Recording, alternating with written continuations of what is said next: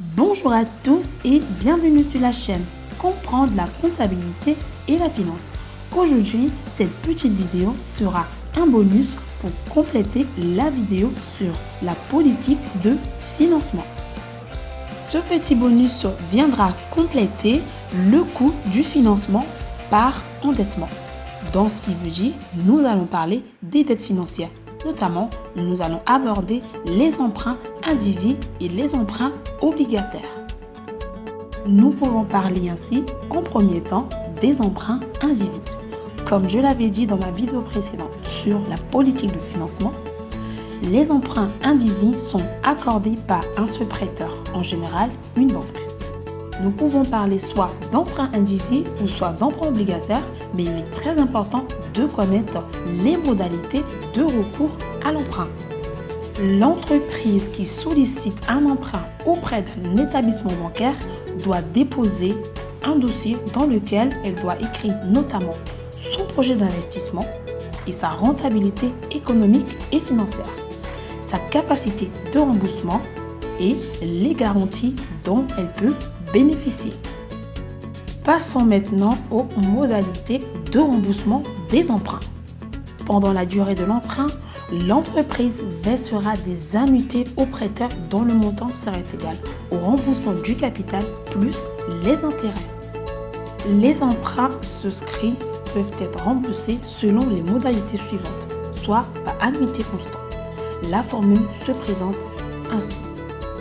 Le montant de l'emprunt multiplié par le taux d'intérêt divisé par 1 moins 1 plus le taux d'intérêt puissance moins n, sachant que moins n, c'est la durée de l'emprunt. Deuxième modalité de remboursement, l'amortissement constant. Le remboursement de la dette est constant et est calculé en divisant la dette globale par le nombre d'annuités. Et troisième modalité de remboursement, amortissement in fine. À chaque échéance sont réglés uniquement les intérêts. La totalité du capital est remboursée au terme du contrat. Les différents tableaux d'amortissement pour chaque modalité de remboursement. Le premier tableau que nous allons voir, ça sera le tableau du remboursement par annuité constante. Comme vous pouvez l'observer dans ce tableau, toutes les annuités ici sont constantes en appliquant la formule vue en amont. Deuxième tableau d'amortissement sera le remboursement par amortissement constant. En appliquant la formule de l'amortissement constant, nous pouvons observer que dans ce tableau, tous nos amortissements sont constants. Et le dernier tableau d'amortissement sera le remboursement in fine, comme vous pouvez l'observer sur ce tableau.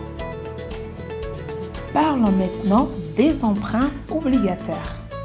Un emprunt obligataire est un emprunt à moyen ou long terme, généralement d'un montant important divisé en parts égales, appelées les obligations.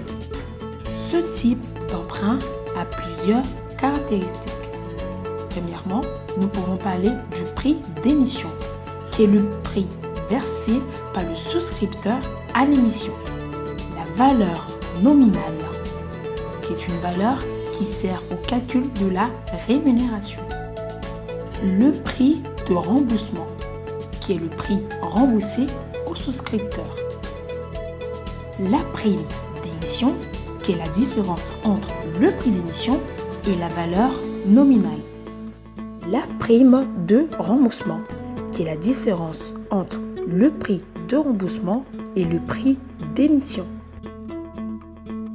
L'intérêt nominal, qui est le taux appliqué à la valeur nominale qui permet de calculer la rémunération fixe attachée à ce type de placement, appelé le coupon. Le coupon, qui est le montant des intérêts attribués à chaque obligation. Ils sont fixes et égaux à chaque échéance au produit du nominal par le taux nominal. Donc ici, pour calculer le coupon, ça sera la valeur nominale multipliée par le taux nominal. Le taux d'intérêt effectif ou réel, qui est déterminé en faisant le rapport du coupon sûr, la valeur du remboursement. Il sert à établir le tableau de remboursement de l'emprunt lorsque celui-ci est remboursé au-dessus du pair. Les modalités d'amortissement peuvent être soit par amortissement constant ou annuité constante. Dans la prochaine vidéo, j'essayerai d'approfondir les emprunts obligataires, car ce type d'emprunt comporte plusieurs caractéristiques. Pour moi, il est donc important de le savoir. Et merci à tous d'avoir regardé la vidéo. N'oubliez pas de vous abonner, de liker et pourquoi pas de partager. Si vous avez des questions, n'hésitez pas à les mettre en commentaire. On se dit à la prochaine pour une nouvelle vidéo.